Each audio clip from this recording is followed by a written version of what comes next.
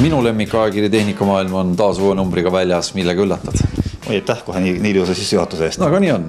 Alustame seekord ajakirja loomulikult aastaautoga, sest see on juba väga pikki aastaid olnud meie ettevõtte selline leonumber ja ei ole mingi saadus, et Škodasov Peep see aasta selle konkursi võitis ja tundub, et seekord oli üldse väga esikuuiks, sest et kui tavaliselt saame kommentaarides iga väga palju sõimata, siis seekord oleme saanud suhteliselt vähe sõimata.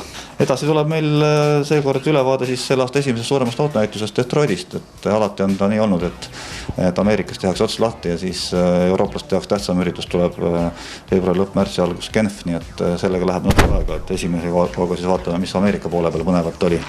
Autotesti seekord ei ole, aga meil on seekord autohinnaga mootorrattad, nii et kui keegi tahab endale umbes 30 000 eurot maksvat kaherattalist osta, siis siin on päris põnevat lugemist ja ka ilmselt huvitav ka neile, kes võib-olla nii tsikliinimesed ei ole, aga et mis pagana pärast peaks ikka üks mootorratas maksma tükk maad rohkem kui nii mõnigi korralik sõiduauto. Olen isegi ajakirjale pilgu peale visanud ja mulle pakkus väga huvi see mobiiltelefonide autode kokku sobitamine. Ise olen Apple'i omanik ja olen mõnel autol juba näinud seda CarPlay'd sinna ette visata, see on väga mugav.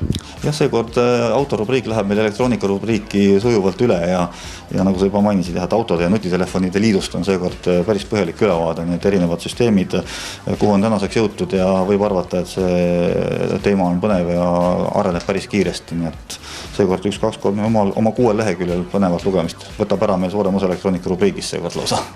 Tagapool loomulikult kasutatud autod, hobiautot.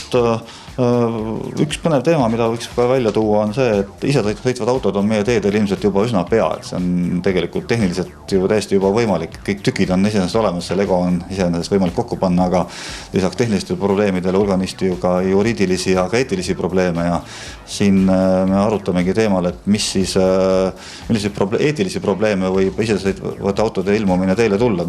Kas või selline lihtne näide, et kui tekib tõesti selline olukord, et inimesed hüppavad teele ja jääb variant, et kas sõita ise kuristikku või ajada need inimesed alla, et kuidas see auto siis lõpuks ikkagi programmeerida, mida ta peaks tegema. Inimene teeb otsuse koha peal oma äranägemise järgi, aga selle programmeerimise otsuse peab keegi kuskil enne ära tegema ja kui seal tähendab sellise otsuse tegemine ka inimeste hukkumist, siis ei tahaks olla see inimene, kes selle programmeerimise nupu ühe või teisele poole peab kallutama.